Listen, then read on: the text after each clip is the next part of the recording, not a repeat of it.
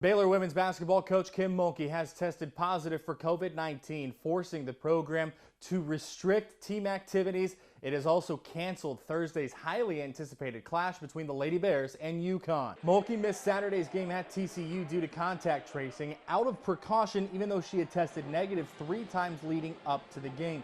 Mulkey says she still has no symptoms and is isolated. The Big 12 has also postponed Sunday's game against Kansas State because the Wildcats are having coronavirus issues as well. The Baylor men are in for their toughest test so far in conference play. They host Oklahoma tomorrow night, a team which rocketed to an 18-point halftime lead against West Virginia on Saturday. And the Sooners did it on the perimeter, hitting 11 threes as a team, 8 from Waco native Umoja Gibson. The explosive Oklahoma offense requires Baylor to really pay attention on defense, or it could be a scary night, something Davion Mitchell says they remember from last year. After playing them last year, they really got good shooters, so we definitely got to fan out on the three-point shooters. I mean, they can shoot the ball real well. They got real good sets to get into their shot, so I think we got to just pay attention to those sets and then be on point throughout the whole game. Tip-off is tomorrow at 8 p.m. It's the first of 5 straight games against teams currently in the top 6 in the conference. High school action down at the Hive tonight. Academy hosting number 20 La Vega. First quarter, the Bees kick it out on the dribble drive. Jerry Cephas for 3. Kaboom! Bees trail by 6. Final minute of the quarter. Marcus Willis shakes, bakes the 17-footer. He's got it. La Vega up 8 after 1.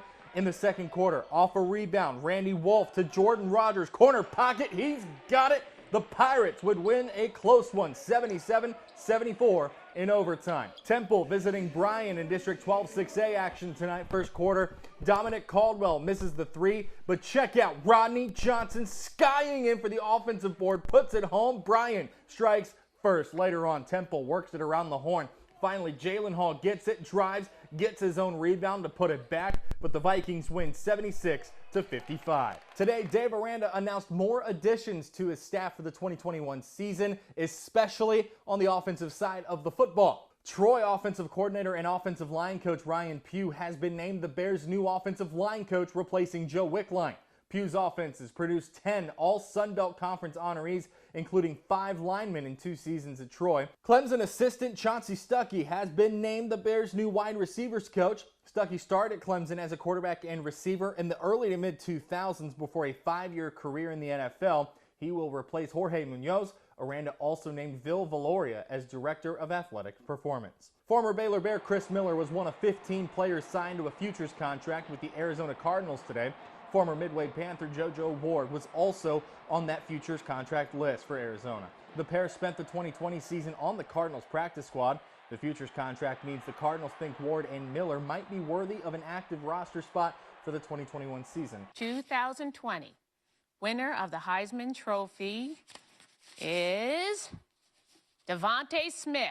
And finally, Alabama wide receiver Devontae Smith will be immortalized in college football history, winning the Heisman Trophy tonight. Smith is the 3rd Alabama player to win the honor and the first wide receiver since Michigan's Desmond Howard in 1991. Smith will play in the national championship game against Ohio State next week. That's it for sports. 6 News at 10 will be right back.